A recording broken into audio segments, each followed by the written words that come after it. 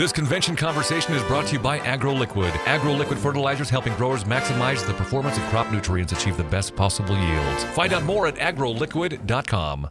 Hi everybody, it's time for your Farm and Ranch News, and today we're bringing you this program from the 2017 Bayer Advocacy Forum here at Commodity Classic in beautiful San Antonio, Texas.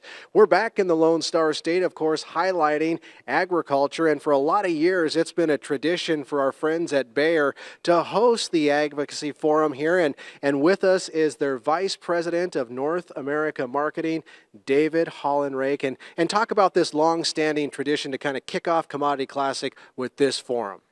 Well, Russell, thank you. Yeah, the whole idea behind the Advocacy Forum is to convene an audience of media and many topical speakers that can really maybe bridge the divide between those that are involved in agriculture and those that we want to be more interested in agriculture. So advocacy is just that.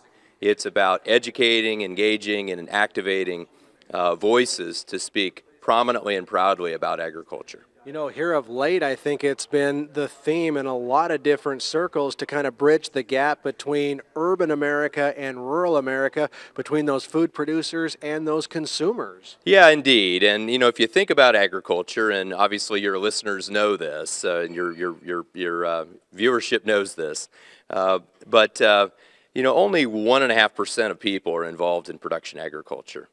And so that leaves, you know, 98.5% that if left without information, might be uninformed, and they perhaps might have a couple challenges associated with where and how their food is grown. This is a bit different than when my grandfather grew up and 40% of the population was connected to agriculture. So really what we're trying to do is really bridge that divide.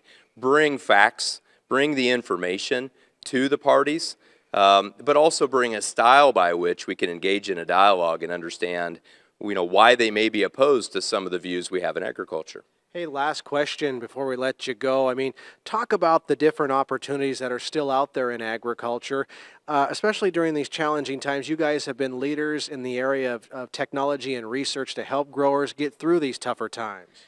Yeah, so 2017 and the farm economy is challenging, and we're trying to meet with that, ways in which we can work with farmers on a day-to-day basis.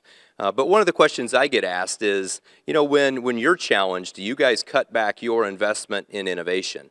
And it's a great question. We cut back in many ways, but we don't take our ball off the long-term trends.